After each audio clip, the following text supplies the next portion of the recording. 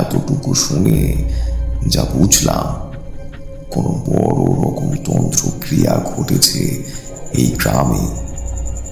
সাক্ষাৎ শয়তানের কবলে পড়েছে এই গ্রামে ঢুকতেই তাই বাতাস কেমন যেন ভারী ভারী লাগছিল। এখন তার কারণ বুঝলাম। এই বিপদের মোকাবিলা শীঘ্রই করতে হবে, পারলে আজই।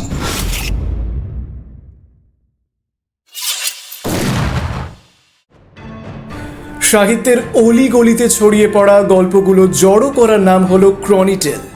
হাই, আমি শুভায়ু, আর আজ ক্রনিটেল আপনাদের শোনাতে চলেছে ক্রনিটেল অরিজিনালস প্রেজেন্স তানিয়া রায়চৌধুরীর কলমে তারানাথ তান্ত্রিক ও স্কন্ধ কাটা।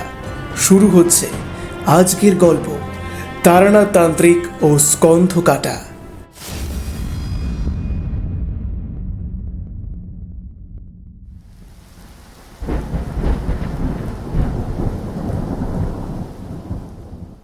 শ্রাবণ মাসের বৃষ্টি কলকাতা শহরটাকে তার যান্ত্রিক যন্ত্রণা থেকে কিছুটা হলেও স্বস্তি দিয়ে যায়। এমনই এক বর্ষার দিনে অফিস কামাই করে বাড়িতে শুয়ে বসে দিন কাটাচ্ছি। কাজকর্ম তেমন কিছুই নেই। বিকেলের দিকে বৃষ্টিটা যখন সবে একটু ধরেছে, মনের মধ্যে কেন জানি না তারানাথের বাড়ি যাওয়ার ইচ্ছেটা জেগে উঠল। যেমন ভাবা তেমন কাজ। ছাতাটা নিয়ে বেরিয়ে পড়লাম। যেতে যেতে মনে পড়তে লাগলো বেশ কিছু পুরনো কথা। তারানাথের সাথে আমার পরিচয় এমনই এক বর্ষামুখর সন্ধ্যায়, কিশোরীর দ্বারা। প্রথম যেদিন গেছিলাম, মনের মধ্যে এতটা এসব গল্প টল্প নিয়ে বিশ্বাস বা আগ্রহ কোনোটাই ছিল না। কিন্তু তারানাথের গল্প বলার মধ্যে একটা ব্যাপার আছে। সেটা কতটা বাস্তবসম্মত বা কতটা সত্যি সেটা আসল ব্যাপার নয়। আসল ব্যাপারটা হলো ধীরে ধীরে মানুষটার ওপর এক অদ্ভুত টান এসে গেছে। কি করে যে তারানাথ তান্ত্রিক জ্যোতির্বিদ আমার আর কিশোরীর প্রাণের প্রিয় ঠাকুর মশাই হয়ে উঠল, তা ভাবলে আজও অবাক লাগে।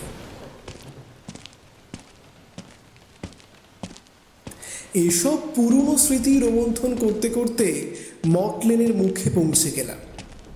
মোড়ের মাথায় এই দোকানটা থেকে এতকাল তারানাথের জন্য পালসিং শো কিনে এসেছি। স্বভাবতই আজও তার অন্যথা হলো না। মনে মনে ভাবছিলাম কিশোরী হয়তো আসবে। হো বাবা, তখনই দেখি সামনে তেলে ভাজার দোকানটা থেকে ছাতা মাথা দিয়ে তেলে ভাজা কিনছেন স্বয়ং কিশোরী সেন।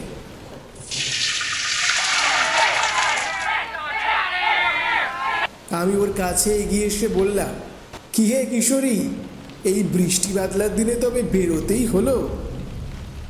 আমাকে খেয়াল হতেই কিশোরী বিস্ময় ভরা স্বরে বলল, ও বাবা, তুমিও এসে হাজির? আরে বলো না ভায়া, আসতেই হলো। এই ঠাকুর মশাইয়ের গল্প না শুনলে এই বৃষ্টির দিনগুলোতে মনটা যেন কেমন করে ওঠে। আমি মুচকি হেসে বললাম, আহা, সে তো হবেই। বাদলার দিনে ঠাকুর মশাইয়ের গল্প শুনতে আসা, এ তো এক অমোঘ টান। তারপর দুজনে মিলে তারানাথের বাড়ির উদ্দেশ্যে মটলেনের ভিতরে পা বাড়ালাম। সামনের গেটটা খুলে ঢুকতেই চোখে পড়ল ঝাপসা হয়ে আসা সেই পুরনো সাইনবোর্ডটা।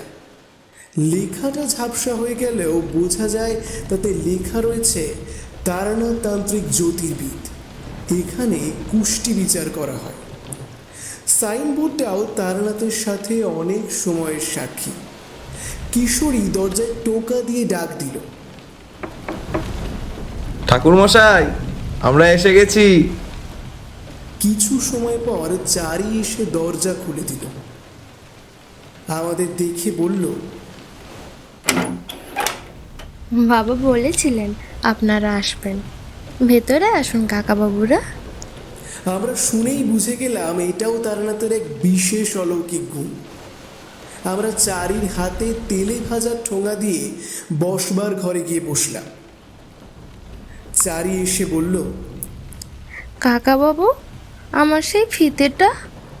আমি বললাম, এই রে, একদম ভুলে গেছি, পরের দিন আনবো রে মা। কি রঙের লাগবে জানাস? তাতে চারি বলল, লাল ফিতে, সাথে চুড়ি হলেও ভালো হয়। আমি আলতো হেসে বললাম, বেশ তো, পরের দিন আমি মনে করে সব নিয়ে আসবো। চারি খুশি মনে চলে গেল। তারানাথের বাড়িতে আসা যাওয়ার ফলে এক সখ্যতা তৈরি হয়েছে চারির সাথে। ওর ছোট ছোট আবদারগুলো তাই রাখতে অসুবিধা হয় না। খানিক পরেই সেই পরিচিত ভারী কণ্ঠস্বর শুনতে পেলাম। তারানাথ বৈঠকখানায় ঢুকে বললেন, অনেকদিন পর তোমরা এলে, তা কেমন আছো তোমরা? আমরা আলতো হেসে বললাম, অনেকদিন কাজের চাপে আর এদিকে আশাই হয়ে ওঠেনি। তারানাথ তক্ত বসে আরাম করে বসে বললেন, আমি চারিকে বলেছিলাম দেখিস, আজকে তোর কাকা বাবুরা আসবেন। কিশোরী কিছু একটা বলতে যাচ্ছিল, আমি তাকে চুপ করিয়ে দিলাম। বললাম, এই নিন ঠাকুরমশাই, বলে তার সামনে 500 প্যাকেটটা রাখলাম। তারানাথ প্যাকেটটা দেখে মনে মনে খুশি হলেন, বললেন, আহা, আবার এসব কেন? তোমরা এসেছো এতেই তো খুশি। কিশোরী এবার বলে উঠল, আরে না না ঠাকুরমশাই, আপনার থেকে কাহিনী শুনবো, একটু দক্ষিণা না দিলে হয়? আমি মনে মনে প্রমাদ গুনলাম, কিশোরীটা না আবার সব ভেস্তে দেয়। এর মধ্যে চারি তেলে ভাজা আর মুড়ি আমাদের সামনে দিয়ে গেল। বলল, আপনারা খেতে থাকুন, চা আসছে। তারানাথ দেখলাম একটু গম্ভীর হয়ে কিশোরীকে বললেন, দেখো, তোমরা কতটা বিশ্বাস করো বা করো না তা আমি জানি না, কিন্তু এসব কোনো গল্প বা কাহিনী নয়, এসবটাই হলো আমার অভিজ্ঞতা।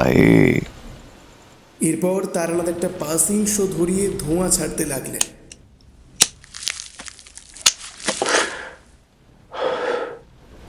কিশোরী বলে উঠল, তা বেশ তো, আজ তবে কোন অভিজ্ঞতা শোনাবেন ঠাকুরমশাই? তারানাথ ধোঁয়ার একটা রিং ছেড়ে দীর্ঘশ্বাস ফেলে বললেন,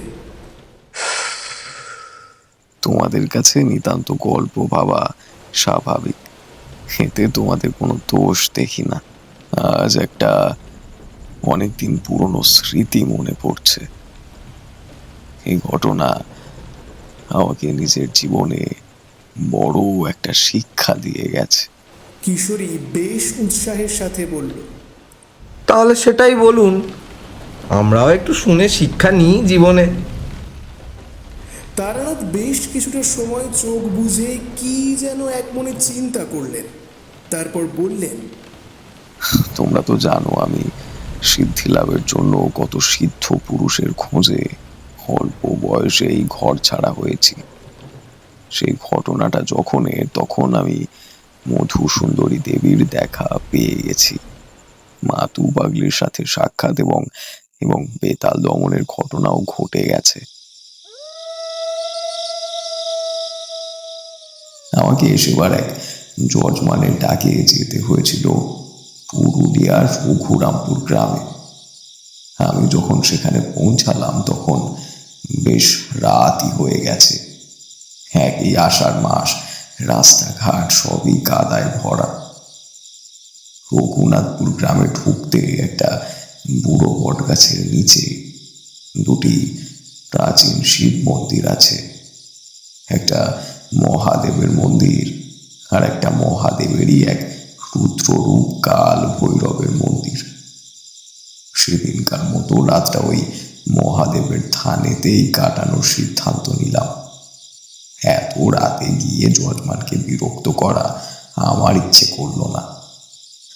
সেই মতো থাকার বন্দোবস্ত করছি, হঠাৎ সেই মন্দিরের আধার চাঁদোয়া চাতাল থেকে শুনি পরিচিত একটা চেনা পুরুষ কণ্ঠ। মাঝে কিশোরী হঠাৎই বলে ওঠে, কে ঠাকুরমশাই? আমি প্রমাদ গুনি, এই বুঝি সবটা ভেস্তে গেল। কিন্তু ঠাকুর মশাই আমাকে অবাক করে কিশোরীর দিকে তাকিয়ে স্মিত হেসে বললেন, কে এই পুরুষ তা অন্য একদিন বলব। এখন আমার এই জীবনে তার চেয়ে পরিমাণ ভূমিকা রয়েছে তা বলতে গেলে সেটাই এক বড় আখ্যান হয়ে যাবে। তাই সে কথা এখন থাক। আর আমিও সেই সময় তার পরিচয় জানতাম না, জেনেছিলাম অনেক পরে। যাই হোক, যেটা বলছিলাম, তিনি আমায় ডেকে বললেন, তারানাথ, আমি জানতেন তুমি এখানে আসবে। এ গ্রামে অমঙ্গলের ছায়া জমাট বাঁধছে, তা থেকে এই গ্রামকে মুক্ত করতে একমাত্র তুমিই পারবে তারানাথ। তাকে প্রণাম করতে যাব তিনি বললেন, তোমায় একটা মন্ত্র দিচ্ছি, খুব বিপদে পড়লে তবেই ব্যবহার করবে। কেবল একবারই পাবে সুযোগ, মনে রেখো কিন্তু। আমি মন্ত্রমুগ্ধের মতো তার কথা শুনছিলাম। যখন খেয়াল হলো ততক্ষণে দেখি তিনি অদৃশ্য হয়ে গেছেন। আমি তার নাম, পরিচয়, কি করেই বা তিনি আমাকে চিনলেন, কোথা থেকেই বা এলেন, এসবই ভাবছি বসে বসে। হঠাৎ পেছন থেকে শুনি, ঠাকুর মশাই, আপনি এখানে? আমি তো আপনার দেরি হচ্ছে দেখে আপনাকে খুঁজতে বেরিয়েছি। পিছনে ঘুরে দেখি যজমান নিজেই এত রাতে আমার চিন্তায় আমাকে খুঁজতে খুঁজতে এখানে এসে উপস্থিত হয়েছেন। আমি তাকে আমার এখানে থাকার কারণ সংক্ষেপে বলে তার সাথে তার বাড়ির দিকে পা বাড়াই। যজমানের নাম কালী প্রসন্ন। আমি তাকে কালী বলেই সম্বোধন করি। তার মুখে কিছু একটা চিন্তার ছাপ। আমি কালীকে জিজ্ঞেস করি, কি ব্যাপার হে, মুখে এমন চিন্তার ছাপ কেন? সে বেশ খানিক ইতস্তত বোধ করে বলতে শুরু করে, ঠাকুর মশাই, আমাদের গ্রামের বড় কর্তা ফিরে এসেছেন। আমাদের আর রক্ষা নাই। আমি ওর কথার মাথা মুন্ডু কিছুই বুঝতে পারি না। ওকে শান্ত করে বলি, কি ব্যাপার, খুলে বলো আমায়। ঠাকুর মশাই, আমাদের গ্রাম রঘুনাথপুরের পত্তন করেন আমাদের বড় কর্তা জমিদার রঘুবীর রায়। বাংলা ইংরেজ পত্তনের সময় থেকে অনেক 2 নম্বরই কাজ করলে টাকা উপার্জন করেন, তারপর জমিদার হয়ে বসেন। তার নামেই গ্রামের নাম। তিনি অত্যন্ত অত্যাচারী এবং আমাদের ঘরের মাইয়া বউদের দিকে তার চরম লালসা।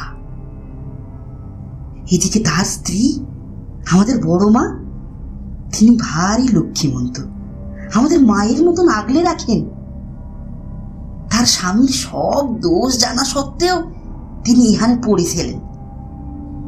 তিনি আমাদের সব কিছুতে সাহায্য করতেন। বড় কর্তা এক ছেলে ছিল, তিনি আমাদের এখনকার জমিদার নবকুমার রায়। বড় কর্তার এমন জানোয়ার সুলভ আচরণে প্রজাদের যেমন একেবারে অতিষ্ঠ হয়ে গেছিল। বড় কর্তার নাকি কুবেরের ধন ছিল, এমন প্রচলিত ছিল যে সে সকলে তাই বলতো।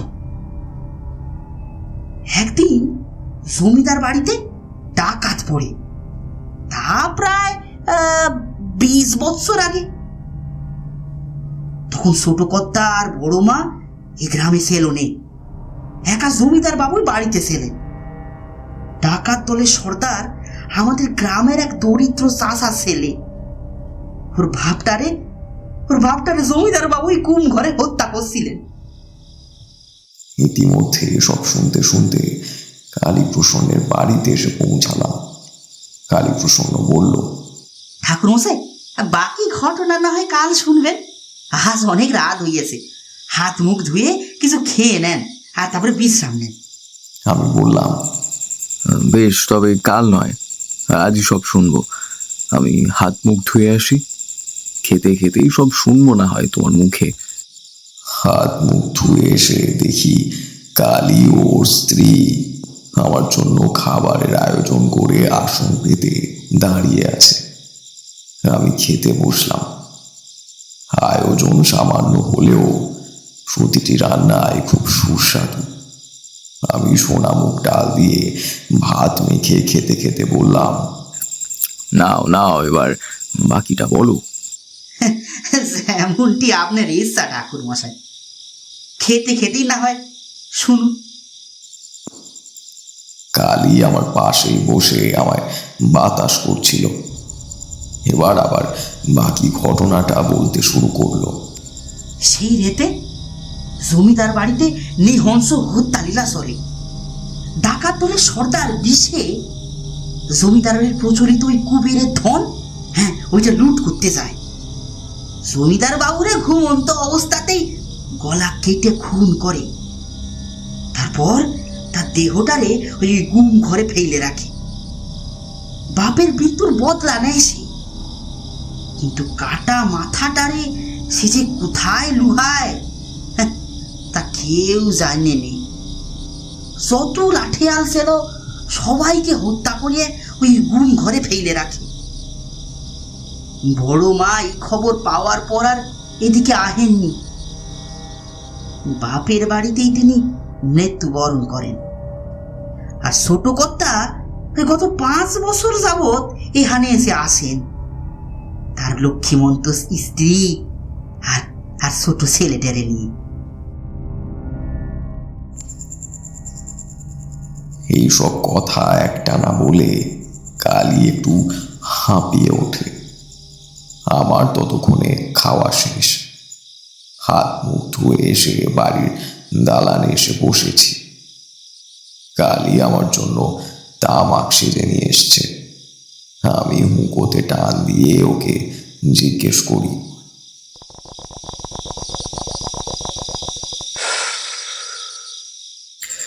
তোমাদের গ্রামে ঢুকতে ওই কাল ভৈরবের মন্দিরটা, ওটার কে গোড়াপত্তন করেন? ওটা বড় কর্তা কইতেছিলেন ঠাকুর মশাই। মনিকে বলে এখনো নাকি বড় কর্তারই দেখা যায় ওইখানে, তার কাটা মাথাটা খুঁজতে।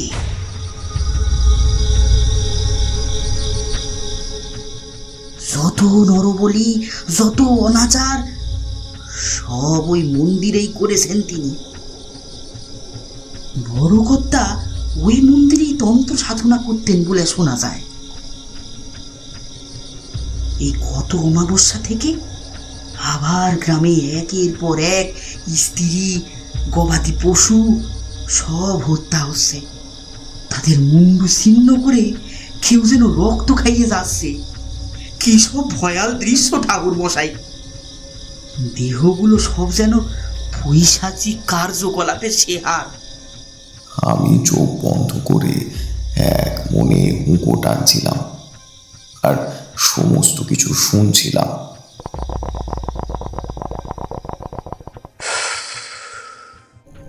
এতটুকু শুনে যা বুঝলাম, কোনো বড় রকম তন্ত্রক্রিয়া ঘটেছে এই গ্রামে।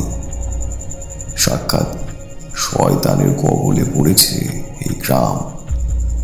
গ্রামে ঢুকতেই তাই বাতাস কেমন যেন ভারী ভারী লাগছিল। এখন তার কারণ বুঝলাম। এই বিপদের মোকাবিলা শীঘ্রই করতে হবে, পারলে আজই। কাল অবধি সময় নিলে বড় কোনো অনর্থ হয়ে যেতে পারে। আমি কালীকে বললাম, তোমাদের গ্রামের জমিদার বাড়িতে এখনই একবার যেতে হবে, সময় বড় কম হাতে। কালী একটু চুপ করে কি যেন ভেবে বলল, আপনি কি কিছু আশঙ্কা করতেছেন ঠাকুর মহাই? আমি ব্যস্ত হয়ে বললাম, পরে সব বলবো কালী, এখনই জমিদার বাড়ির দিকে চলো। অমাবস্যার 15 দিন অশুভ শক্তির শক্তি বৃদ্ধির উপযুক্ত সময়। যত দেরি আমরা করব তত এই অশুভ শক্তির ক্ষমতা বাড়তে থাকবে। তোমাদের বড় কর্তা মৃত্যুর পর এক মুন্ডহীন পিশাচে পরিণত হয়েছে। সে নিম্নতন্ত্রের দ্বারা নিজেকে দীক্ষিত করেছিল মনে হয়, তাই তাই মৃত্যুর পরও তার আত্মা প্রতিহিংসা নিতে আর নিজের কাটা মুন্ডু ফেরত পেতে ফিরে এসেছে। সে পরিণত হয়েছে এক শক্তিশালী স্কন্ধ কাটাতে।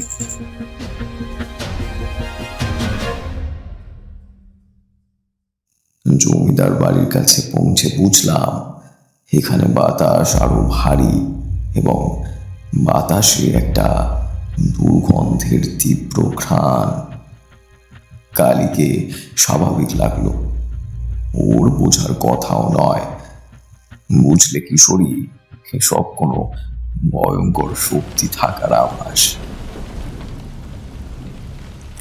গল্পটা অন্যদিকে ঘুরে যাচ্ছে দেখে ঠাকুরমশাইকে বললাম, তারপর কি হলো? তারানাথ একটু জল পান করে একটা পাসিংশ ধরিয়ে লম্বা টান ছেড়ে আবার বলতে শুরু করলেন।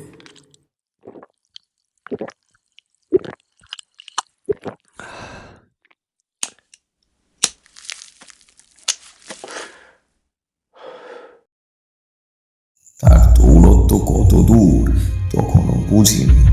বুঝলে হয়তো কিছু করতে পারতাম। জমিদার বাড়ির বাগান আগাছায় ভর্তি, মানুষ বসবাস করে বলে মনে হয় না।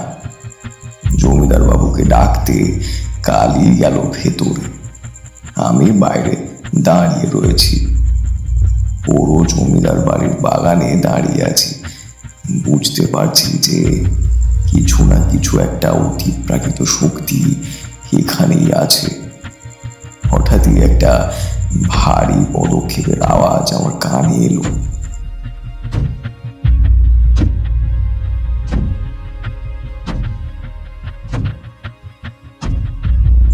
আমি বুঝতে পারলাম যে কোনো এক নিম্নতন্ত্রে সিদ্ধ মহাপিশাচের তীব্র আক্রোশের শিকার হতে চলেছি আমি। আমি সঙ্গে সঙ্গে দেবী চণ্ডীর স্তোত্র মন্ত্র উচ্চারণ করতে শুরু করলাম। ওম জয়ন্তী মঙ্গলা কালী ভদ্রকালী কপালিনী দুর্গা ক্ষমা শিবধাত্রী সাহা সাধা নমস্তাতে। এই মন্ত্রের শক্তি অপরিসীম। সিদ্ধ মনে যোগ্য সাধক যদি এই মন্ত্র উচ্চারণ করতে থাকে, তাহলে যত শক্তিশালী পিশাচী হোক না কেন, সে কোনো মতেই কাছে ঘেঁষতে পারবে না। এক সময় বাগানের ঝোপঝাড়ের ওপাশ থেকে এক বিশাল আকৃতির পৈশাচিক অবয়ব আমার চোখের সামনে ফুটে ওঠে। ধীরে ধীরে সে যখন এক পা করে তার ভারী পদক্ষেপ ফেলে আমার দিকে এগিয়ে আসে,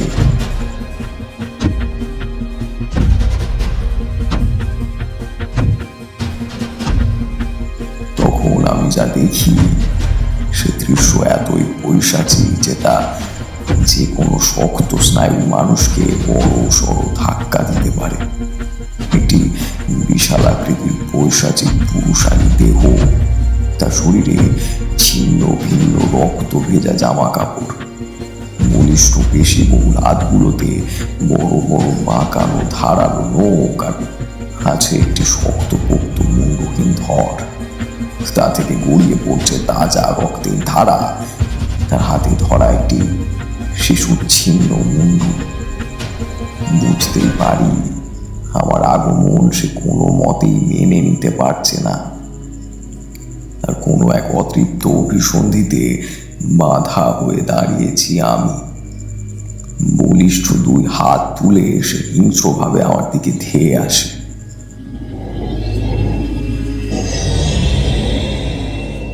আমি আরো জোরে উচ্চারণ করতে থাকি দেবী চণ্ডীর স্তোত্র মন্ত্র।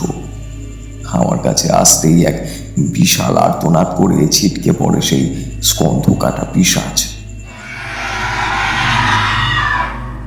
মুহূর্তের জন্য হলেও তার ক্ষমতা খানিক খর্ব হয় এবং আবার ভারী ভারী পদক্ষেপ ফেলে সে মুহূর্তের মধ্যে অদৃশ্য হয়। আমি জানি সে আবার ফিরে আসবে বড় কোনো অনর্থ করতে। পিছন থেকে কালীর ডাক পেয়ে আমি ধাতস্থ হই। জমিদার বাবু নিজে এসেছেন কালীর সাথে। আমি কিছু বুঝে ওঠার আগেই জমিদার বাবু পায়ে পড়ে যান আমার। কাতর স্বরে তিনি আমার পা ধরে বলতে থাকেন, ঠাকুরমশাই, পারলে আপনিই পারবেন আমাদের এই বিপদ থেকে বাঁচাতে।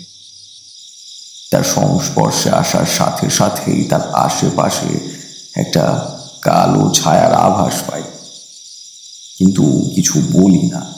জমিদার বাড়িতে প্রবেশ করে তার স্ত্রী এবং পুত্রের সাথে আলাপ ঘটে। পুত্র 10 মাসের ছোট এক শিশু, তার উপর দিব্য দৃষ্টি আছে বুঝতে পারি। তাদেরকে বলি, এই নৃশংস হত্যালীলা শেষ করতে গেলে আমাকে জানতে হবে এই গ্রামে কোনো অনাচার ঘটেছে কিনা। এইটা বলতেই জমিদার বাবুর কপালে ঘামের ফোঁটা ফোঁটা বিন্দু দেখা দিল। জমিদার বাবুকে একটু অন্যত্র নিয়ে গিয়ে জিজ্ঞেস করি, কিছু জানলে আপনি না লুকিয়ে অবশ্যই আমায় বলুন। দেখুন ঠাকুরমশাই, আমার পরিবারের সাথে বৌদ্ধতন্ত্রের এক যোগ আছে। আমার পিতামহ তাতে সিদ্ধহস্ত ছিলেন। তিনি কুবেরের ধন সত্যি প্রাপ্ত করেছিলেন, কিন্তু তাকে পাহারা দিতে যখের তৈরি নিয়মে অসংখ্য মানুষকে গুম ঘরে হত্যা করেছিলেন। তার চিরযৌবন লালসা ছিল অমোঘ। তার ভাষ্যমতে অমাবস্যার 13তম দিনে সাধনা করলে এবং 10 মাসের একটা সদ্যজাত শিশু বলি দিলে চিরযৌবন লাভ করা সম্ভব। আমি সবটাই বুঝতে পারি। এবার জিজ্ঞাসা করি, কার সাধনা করতে হবে? কাল ভৈরব। বলে ওঠে জমিদার নবকুমার। এবার বুঝতে পারি বৌদ্ধিক তন্ত্রের শক্তি রূপের এক বড় যোগ কাল ভৈরবের সাথে রয়েছে, কিন্তু রঘুবীরের অতৃপ্ত আত্মাকে জাগালো কে? এটা জিজ্ঞেস করায় জমিদার বাবু মাথা নিচু করে লজ্জিত স্বরে বললেন, আমাদের পূর্তি অবস্থা। এর মাঝে বাবার কুবের ধন প্রাপ্তির আশায় গত অমাবস্যা আমি বাবার অতৃপ্ত আত্মাকে আবাহন করি, কিন্তু কিন্তু তখন আমি বুঝতে পারিনি আমার পিতামাতা এইভাবে ফিরে এসে হত্যা লীলা চালাবে সর্বত্র, শুধুমাত্র তার ছিন্ন বস্তার এই আশায়। বলে তিনি কেঁদে উঠলেন। আমি নবকুমার বাবুকে আশ্বস্ত করে বললাম, আমি যথাসাধ্য সাহায্য করতে প্রস্তুত। যা করার আজই করতে হবে আমাদের। আজই কৃষ্ণপক্ষের 13তম দিন। আজই আপনার পিতার অতৃপ্ত আত্মা তার ছিন্ন মুন্ড ফিরে পাওয়ার জন্য আপ্রাণ চেষ্টা করবেন। আমাদের যা হোক করেই ওনাকে আটকাতে হবে।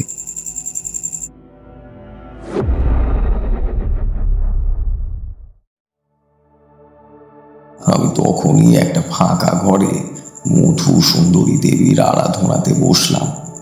দেবী যথাসময় আমার ধ্যানে উপস্থিত হলেন। তিনি আমার মনের ব্যাকুলতা সব জানেন, আমায় সমস্ত বিপদ থেকে বাঁচার উপায় বলে দেন। মধু সুন্দরী দেবী আমায় দেবী চণ্ডীর আরাধনা করতে বলেন। তিনিও আদি শক্তির এক মহারুদ্র রূপ। তবে এই সংঘাত কত দূর কি ধ্বংস আনবে কে জানে। আজই যে 13তম রাত তা বুঝতে বাকি নেই। প্রয়োজনীয় সব উপাদান কাছে থাকায় আমি দেবী চণ্ডীর আহ্বানে বসি। দেবী চণ্ডীর আহ্বান করার জন্য চণ্ডী যন্ত্র রচনা করতে হয়। এই যন্ত্র দেবীর মহিমা ও শক্তির প্রতীক এবং তন্ত্র সাধনার মধ্যে এক অত্যন্ত গুরুত্বপূর্ণ উপাদান। চণ্ডী যন্ত্রের মাধ্যমে দেবী চণ্ডীকে আহ্বান করা হয় এবং ভক্ত তার কৃপা ও আশীর্বাদ কামনা করে। চণ্ডী যন্ত্র সাধারণত একটি তামার বা ধাতুর পাতের ওপর বিশেষ চিহ্ন ও মন্ত্র খোদাই করে তৈরি করা হয়, যা পূজা বা তান্ত্রিক ক্রিয়াকলাপে ব্যবহার হয়। এই যন্ত্রে দেবীর বিভিন্ন রূপ ও শক্তির প্রতীকী উপস্থাপনা থাকে এবং সাধক এর মাধ্যমে নিজের মনোযোগ ও শক্তিকে কেন্দ্রীভূত করেন দেবীর উপাসনায়। এদিকে যজ্ঞ শুরু হওয়া মাত্রই সেই ছিন্ন মুন্ড স্কন্ধ কাটা পিশাচ তার কার্যকলাপ শুরু করে দিয়েছে। জমিদারবাবুকে বলি আমার সাথে রেখা বন্ধনের মধ্যে এসে যজ্ঞে বসতে। তার আবাহনে যেহেতু তার পিতা রঘুবীরের অতৃপ্ত আত্মা এসেছে, তাই তাকে এই আত্মাকে ফেরাতে আমায় সাহায্য করতে হবে। ছোট মা এবং শিশুটি ঘরে আছে। হঠাৎই শূন্য স্থান থেকে একের পর এক মৃত শিশু, নারী, পশুর দেহ যজ্ঞের বেদির চারপাশে পড়তে শুরু করল। আমি বুঝতে পারলাম যজ্ঞকে বাধা দেওয়ার জন্য শয়তান পিশাচ এসব করছে। দেবী চণ্ডীর যজ্ঞস্থলে এসব অশুচি থাকা মানে যজ্ঞ বিনষ্ট হবে। কোনো মতেই দেবী আসবেন না। হঠাৎই আবার আমার কাছে আসে সেই ভারী পায়ের পদক্ষেপ, সেই উপস্থিতি। রঘুবীরের স্কন্ধ কাটা পিশাচ ধীরে ধীরে প্রবেশ করে যজ্ঞ কক্ষে।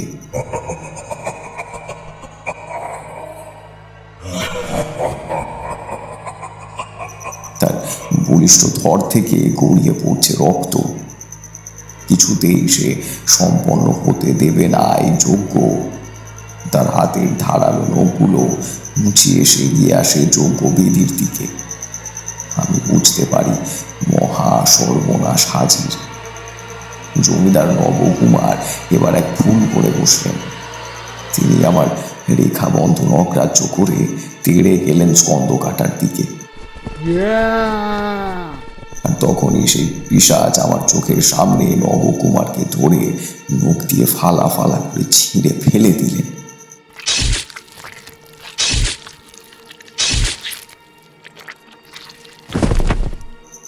ঘটনাটা এত দ্রুত ঘটলো যে আমি চেয়েও কিছু করতে পারলাম না।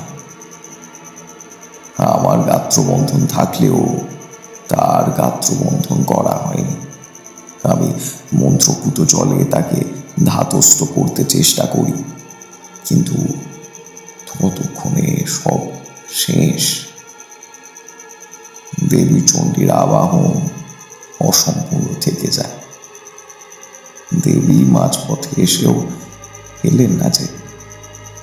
সেই স্কন্ধ কাটা এবার আমার দিকে না এগিয়ে চলেছে জমিদার বাড়ির অন্তঃপুরে। তার লক্ষ্য সে সদ্যজাত 10 মাসের শিশুটি।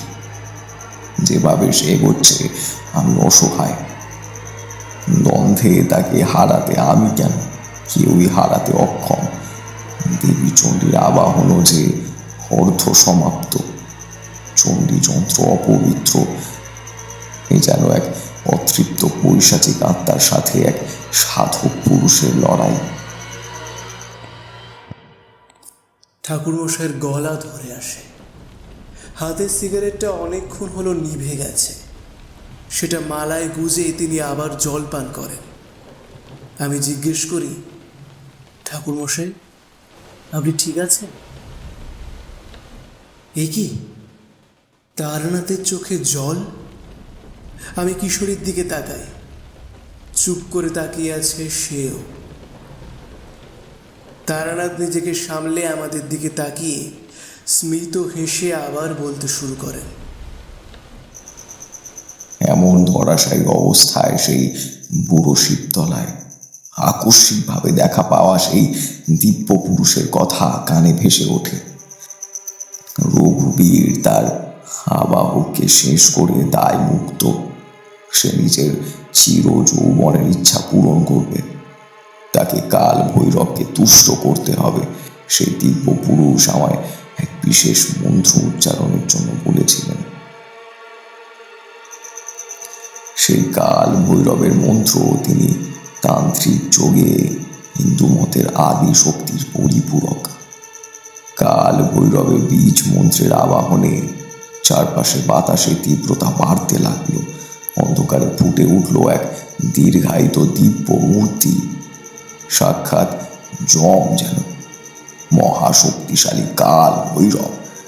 স্কন্ধ কাটা পিশাচ সেই দিব্য মূর্তি দেখে দুপা পিছিয়ে গেল।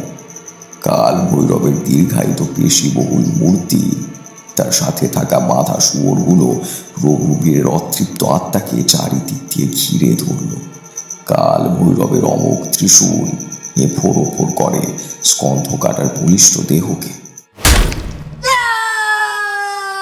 তারপর সাধক শক্তি নিমেষে হারিয়ে গেল। এরপরে আমি জ্ঞান হারাই। এত ধকল, শরীরে স্নায়ু চাপ আনে। পরে কালীর থেকে জানতে পারি নবকুমারের মৃত্যু সংবাদ।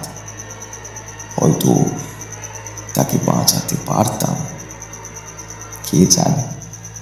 এই প্রথম ধাক্কা জীবনে এক যন্ত্রণার পাহাড় রেখে যায়।